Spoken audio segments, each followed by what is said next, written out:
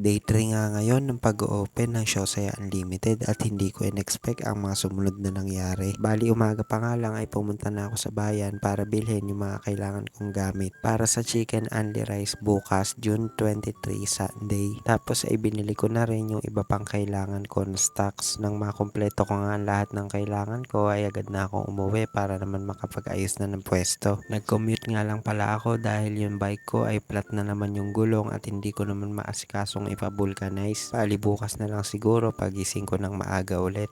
Sineset up ko na ngayon lamesa at nilalagay yung mga condiments na kailangan ng mga kakain. Nang matapos nga ko lahat sa pagluluto ay umorder nga ang tita ko ng 4 na pirasong siomai. Bali kapag per piece nga pala ito bibilhin ay 10 piso. Kaya naman na nakompleto na ang paninda ko ay nag-open na nga ako ng gate para naman makita ng mga tao na bukas na ang kainan. At habang wala pang pumupunta ay kumain muna ako ng umagahan para naman may lakas ako buong maghapon. Almusal kasi ang pinaka-importanting meal sa buong maghapon para naman may lakas tayo sa lahat ng gagawin natin. Nang matapos nga akong kumain ay dumating nga ang mga kasama ko sa dati kong trabaho. Nag-message nga pala sa akin ng maaga pero hindi ko in-expect na tutuloy sila. Pagkatapos nga ay mga ilang oras ako naghihintay ng customer pero walang dumadating. Kaya naman naisipan ko ng gawa ng breading itong gagawin kong chicken only rice. Sa laki nga ng manok na tinda ko sa 100 pesos mo ay sulit na sulit at only rice pa. Only soup at only drinks na rin. Habang nagluluto nga ako ay dumating sila bunso at palagi nga daw silang nanonood ng mga vlog ko. Nagkwentuhan nga lang kami sandali dahil ang mga pinsan niya ay umuwi na sa kanila. Mabuti na nga lang talaga at na-pre-cook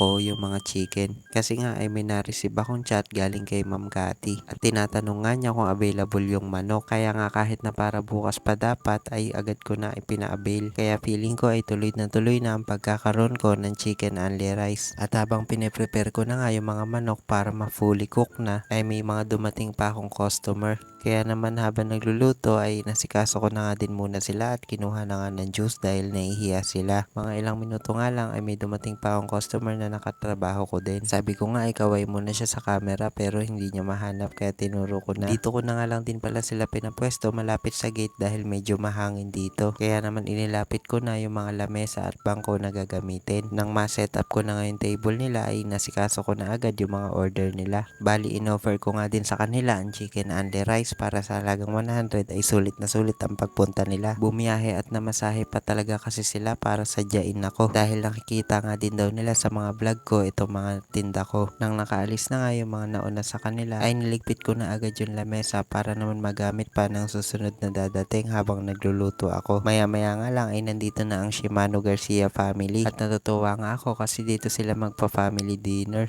Kaya naman sobrang thank you po talaga sa pagpunta at pagsadya dito. At nang sinabing ang picture taking daw ay agad na akong lumapit para naman makisali sa picture nila. At si Ma'am Cathy nga na nag-message sa akin ay niready ko na yung mga manok na order nila. Masarap nga daw at ang laki ng manok kaya naman sobrang thank you po at na-appreciate nyo. Ang sarap nga nilang tignan kumakain kasi nakakamay sila at nai-enjoy talaga nila. Nang matapos nga silang lahat kumain ay sabay-sabay na rin silang lumabas. Pagkatapos ay tinulungan na ako ni Mama na magligpit. Nagpapasalamat ako sa lahat ng walang sawang sumusuporta sa akin pati sa pumupunta dito para kumain. Kaya hanggang dito na lang muna ulit guys. See you bukas. Thank you for watching.